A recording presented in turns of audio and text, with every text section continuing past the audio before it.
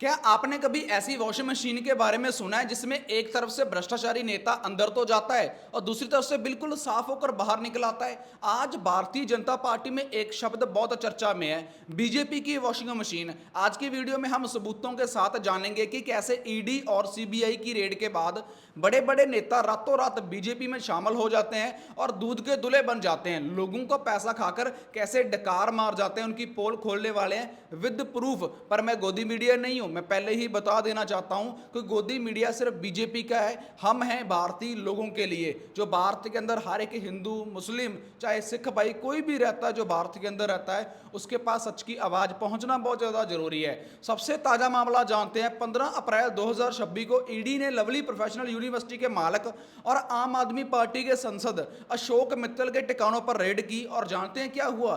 ठीक 9 दिन के बाद 24 तारीख को वो लोग बीजेपी में शामिल हो गए। मतलब कि वॉशिंग मशीन में चले गए और धो दिया वॉशिंग मशीन ने उनको और वो बीजेपी में चले गए। ये कहानी राघव चड्ढा की भी है, क्योंकि जिन्हें बीजेपी में कभी शराब घोटाले के आरोपी बताया जाता था, आज वो बीजेपी के साथ हैं। प्रधानमंत्री मोदी जिन्हें कभी 70,000 करोड़ के घोटाले की आरोपी बताते थे, वो अजीत पवार आज महाराष्ट्र के मुख्यमंत्री हैं और उनके खिलाफ सच्चाई घोटाले की फाइलें बंद हो चुकी हैं। अब सोच के देखिए, ये बात जम्मू कश्मीर से लेकर कन्याकुमारी तक पहुंच चुकी है, यहां से लेकर कहां तक चली गई है। बट लोगों को पागल बनाया जा रहा है, लोगों का टैक्स पेयर का पैसा खाया जा रहा है हर एक नेता के द्वारा। और लोगों को लड़वा किसके नाम पे रहे हैं? जय श्री राम के नाम के ऊपर।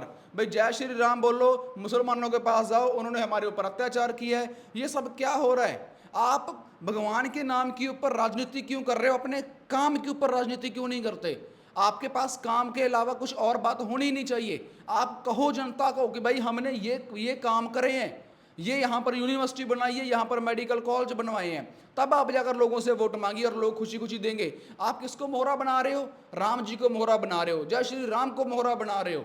कितनी ज्यादा घटिया राजनीति है भारत के लोगों की। और मुझे शर्म आती है उन सब हिंदुओं के ऊपर जो इनके साथ खड़े होकर बोलते हैं जय श्री राम जय श्री राम। अरे भाई, दिल में होना चाहिए भगवान। घर पे बैठकर भगवान का नाम लो, पर इन राजनीति के सामने क्यों जा रहे हो?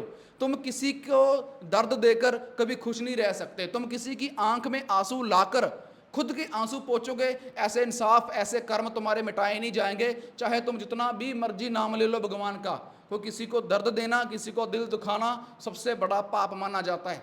अब सोचिए कि आप लोगों के साथ कर क्या रहे हैं। तो सभी इंसान ना, अगर आप ब्लड चेक करोगे सबका, तो सबका ब्लड सेम ही मिलेगा। सो चलो अपने टॉपिक के ऊपर आते हैं। ये कोई सहयोग नहीं है।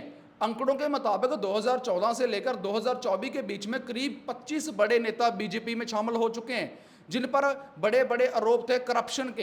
हैरान करने वाली बात तो यह है कि इसमें से 23 नेताओं के ऊपर केस बंद हो चुके हैं, जहां वो ठंडे बस्ते में डाल दिए गए हैं। बीजेपी के अपने मंत्री राघव साहब 92 के मजाक में यहां तक कह दिया है कि बीजेपी के पास वॉशिंग मशीन है जिसमें गुजरात से निरमा पाउडर आता है और नेता साफ हो जाते हैं। ये मैं नहीं कह रहा, ये खुद राघव चड्ढा जी ने बात बोली है, क्योंकि उसके ऊपर शराब घोटाले का केस जो चल रहा था। ऐसे थोड़ी है कभी फॉर्चुनर आती है, कभी डिफेंडर आती है, ये सब लोगों के पैसे से तो लिया गया है सब कुछ।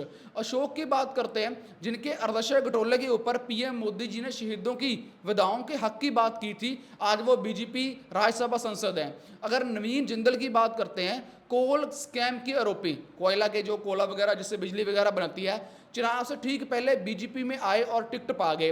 हेमंत बिस्वा शर्मा, असम के मुख्यमंत्री, कभी शारदा चिट फंड घटोले में इनके घर पे सीबीआई की रेड हुई थी, आज ये भी सबसे बड़े बीजेपी में शामिल हो चुके हैं। उनके पुराने केस सब बंद कर दिए गए हैं। सिर्फ नेता ही नहीं, पूरी की पूरी सरकारें बदली गई। कर्नाटका, मध्य प्रदेश, महाराष्ट्र, शिवसेना टूटना इसके उदाहरण है। ईडी का डर दिखाकर विधायकों को अपनी तरफ करना और फिर उन पर चल रहे केस कॉलेज कर देना, जन को बंद कर देना, एक बहुत बड़ा फॉर्मूला बन चुका है बीजेपी का। इसीलिए तो कहा जाता है बीजेपी एक वॉशिंग मशीन है।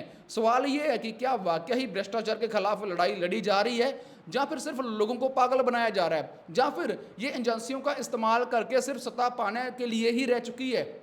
क्या एक नागरिक के तौर पर हमें इस वॉशिंग मशीन के कल्चर पर सवाल नहीं उठाना चाहिए? क्या हमें नहीं पूछना चाहिए कोई सवाल?